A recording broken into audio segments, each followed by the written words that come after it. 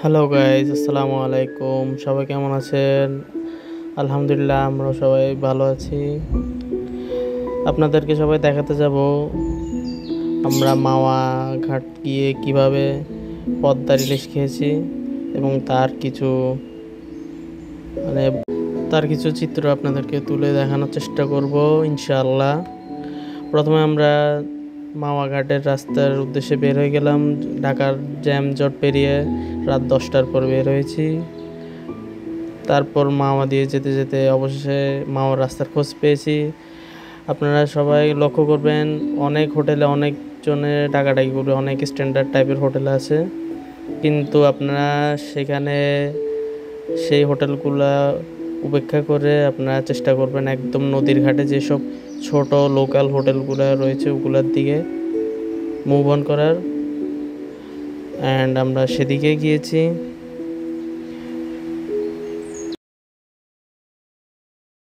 তারপর হোটেলগুলোতে চলে এসে আমরা যে কোনো একটা লোকাল হোটেলে, টাইপস অফ গ্রামের হোটেলের মতো গিয়ে মাছ ওখানে দামাদামি করে খাওয়ার যে মজাটা সেটা অন্যরকম। আপনারা দামাদামি করে খাওয়ার চেষ্টা করবেন। তারপর ফাইনালি আমরা দামাদামি করে দুইটা মাছ আমরা নিয়েছি সম্ভবত 2800-2800 টাকায়। তারপর তাদের সাথে কথা হয়েছে, তারা সব কিছু রেডি করে দিবে আমাদেরকে। এই তো, তারপর আমরা রেডি করার জন্য এই মাছ ম্যারিনেট করতেছে। তারপর বেগুন নিলাম আমরা। তারপর লেজ ভর্তা করার জন্য তারা লেজ ফ্রাই করছে, এরপরে মাছও ফ্রাই করছে। তাদের মশলা একদম লাইট, কোনো ভারী মশলা না। তারা তাদের মতোই ভেজে আমাদেরকে পরিবেশন করবেন। মাছের যে ঘ্রাণটা আসতেছিল, আসলে তাজা মাছের খাওয়ার যে মজাটা, তৃপ্তিটা, তা অন্যরকম। মাছের তখন হালকা হালকা ঠান্ডা ছিল। তার পাশে আমিও মাছের তাওয়ার পাশে কিছুটা মাছ ভাজার চেষ্টা হচ্ছে না, কিন্তু তাদের মতো তার প্রফেশনাল আমরা। তো আমাদের মাছ প্রায় ভাজা শেষ কাছাকাছি। শুকনা মরিচ, তারা মূলত বাইরে এইসব রান্না করে, একদম সিম্পলি তারা রান্না করে। তারপর মাছ ভাজার পরে তারা লেজ ভর্তা রেডি করতেছে। এই লেজ ভর্তাটা তারা খুব একটা ইনগ্রিডিয়েন্টস অ্যাড করে না, তবুও যে একটা তাদের এই লেজ ভর্তার ভিতরে যে একটা স্মেল বা একটা স্বাদ, তা অন্যরকম। কিন্তু তা আমরা বাসা বাড়িতে রেডি করলে পাই না। তো লেজ ভর্তা রেডি করছে।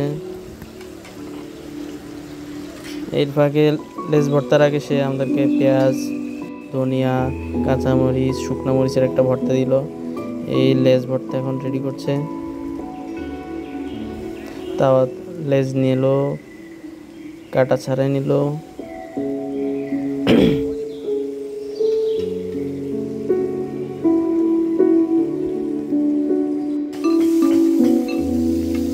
তারপর লেজগুলোকে স্ম্যাশ করছে, পেঁয়াজ অ্যাড করলো।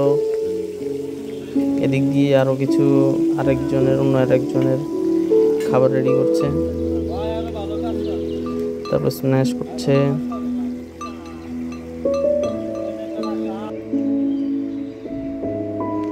স্ম্যাশ করার পর আবার সেটি হাত দিয়ে তাদের তাওয়ার যে তেলটা অবশিষ্ট ছিল কিছু তেল অ্যাড করলো, এবং অবশেষে মাছ, পেঁয়াজ সব কিছু মিক্স করে তারা পরিবেশন করার জন্য প্রস্তুত করছে।